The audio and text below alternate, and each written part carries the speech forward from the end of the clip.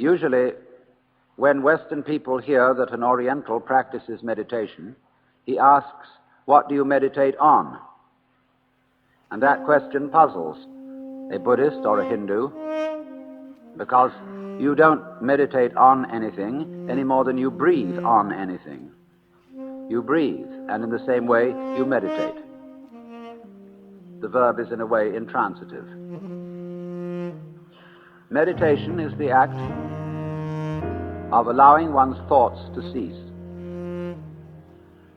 As Patanjali puts it in the beginning of the Yoga Sutra, yoga meaning the art of meditation, more strictly speaking, yoga means union. The union of the individual and the universe. He says, after saying now yoga is explained, he says, yogas citta vritti nirodha, which means yoga is stopping the agitation of thinking. Thinking is talking to yourself, or figuring to yourself. That's the way I use the word. Now, if I talk all the time, I don't hear what anyone else has to say. Consequently, if I talk to myself all the time, I don't have anything to think about except thoughts.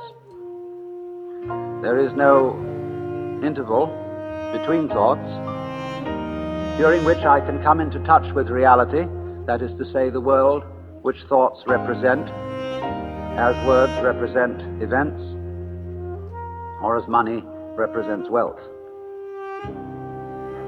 And so if I'm never silent in my head, I'm living in a world of total abstraction, divorced from reality altogether. You may ask, what is reality? And people have various theories about what it is, but you must remember that they're all theories. Those who believe that reality is material are projecting upon the real world a philosophical theory about it. And those who say that it is mental or spiritual are doing likewise. Reality itself is neither mental nor spiritual, nor any concept that we can have of it. Reality is simply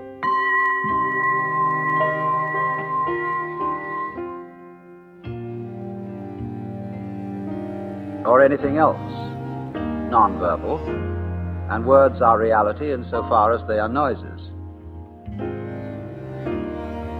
But even that is saying too much. Now, therefore, to meditate, you might think that we attempt to suppress thought. We do not do that. Because you cannot meditate. Let me put that in a more emphatic way. You cannot meditate. You, your ego image, can only chatter. Because when it stops, it isn't there. When you are not thinking, you have no ego, because your ego is a concept. The thinker behind the thoughts, the feeler behind the feelings, and the thinker behind the thoughts is only a thought, an idea of some reference point to which all our experiences happen. And that, of course, cuts us off from what we experience. It makes a great gap or gulf between the knower and the known. And that creates the spirit of alienation to the world from which we suffer.